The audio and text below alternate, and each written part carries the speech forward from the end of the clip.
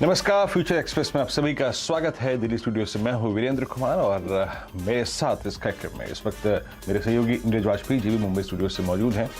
आप देख रहे हैं मिड डे कवरेज। आज बाजार के साथ साथ अगर आप देखें इलेक्शन, हम 5 राज्यों के अगर आप देखें चुनाव के नतीजों को देख रहे हैं। हालांकि नतीजे अभी रुझानों में हैं और रुझानों के मुताबिक अगर आप देखें तो अब तक मोर और लेस सुबह 8 बजे से लेकर 12 बजे तक की जो अब तक की मतगणना हुई है, जो कि रुझानों के रूप में है, उसमें नीरज जी क्लियर कट पंजाब जो है वो आपकी झोली में है और साथ ही साथ बाकी अगर आप देखें स्टेट्स में यूपी क्लियरली अगर आप देखें रुझानों के मुताबिक बीजेपी, उत्तराखंड बीजेपी, साथ ही साथ अगर आप देखें मणिपुर बीजेपी, गोवा में अगर आप देखें जो अभी तक आंकड़े हैं उसमें थोड़ा डाइवर्जेंस है, उसमें स्पष्ट हालात नहीं है। नीरज जी,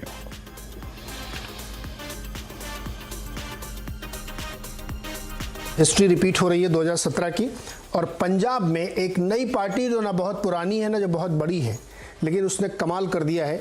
ज़बरदस्त विक्ट्री की तरफ वो बढ़ रही है और कांग्रेस को बिल्कुल उसने समेट कर रख दिया है। तो इन नतीजों पे थोड़ा सा बातचीत करने के लिए चलते हैं हमारे मेहमानों के साथ। मेरे साथ जुड़े हुए हैं इलेक्ट्रॉनिक्स एंड आईटी और स्किल डेवलपमेंट के राज्य मंत्री राजीव चंद्रशेखर जी, और साथ ही अमिताभ तिवारी जी हमारे साथ हैं, सेफोलॉजिस्ट हैं दोनों लोग। राजीव जी, बधाई स्वीकार करिए। रुझानों के मुताबिक 4 राज्यों में भारतीय जनता पार्टी का परचम लहरा रहा है और यूपी खास तौर पे पूरी जो 2017 की विक्ट्री है उसको रिपीट करते हुए दिख रही है। 272 की टैली हमारे सामने है इस समय और नंबर ये लगातार अभी बढ़ रहे। देखते हैं फाइनल रिजल्ट किस तरह से आते हैं। तो राजीव जी, पहला बिल्कुल सिंपल सवाल है कि इस जीत के पीछे वो एक बड़ा कारण क्या था जो आपको लगता है जिसने ड्राइव किया?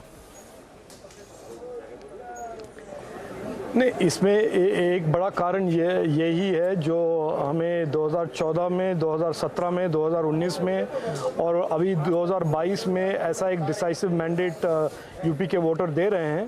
वो डिसाइसिव फैक्टर है प्रधानमंत्री मोदी जी के नेतृत्व और उनके जो सबका विकास, सबका साथ, सबका विकास, सबका विश्वास का जो एक इकोनॉमिक पॉलिटिकल थिंकिंग है और पॉलिटिकल डिस्कोर्स को जैसे उन्होंने बदला है, मैं मानता हूँ यही हमारा एक सबसे अहम, सबसे इम्पोर्टेंट फैक्टर था।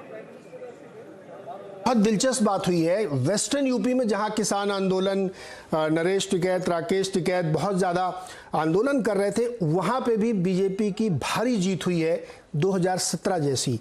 तो ये वहां की नाराज़गी आप लोगों ने कैसे दूर कर ली? कहते रहे थे बड़े नाराज़ हैं वो।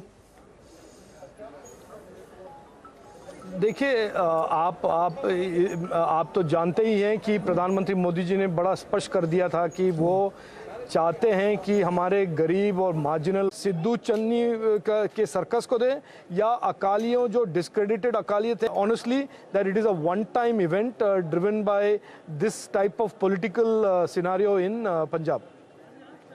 अच्छा, राजीव जी के उत्तर से ही सवाल निकलता रहा अमिताभ जी के लिए। अमिताभ जी, राजीव जी ने कहा कि एक स्टेबिलिटी और होपलेसनेस थी वहाँ पे। अब ये जो वोट है जो 5 में से 4 राज्यों में आप देखिए बीजेपी कंफर्टेबल क्लियर मेजॉरिटी के साथ सरकार बनाने की तरफ बढ़ रही है, तो ये ट्रस्ट फैक्टर मैटर कर रहा है सबसे ज़्यादा इस वक्त, क्योंकि उत्तराखंड और गोवा में हम लोगों को लग रहा था कि पता नहीं क्या कांटे की टक्कर है। 3-3 सीएम बदले गए थे उत्तराखंड में। तो इस मैंडेट को जो अब तक हम लोगों को दिख रहा है, कैसे इंटरप्रेट कर रहे हैं आप?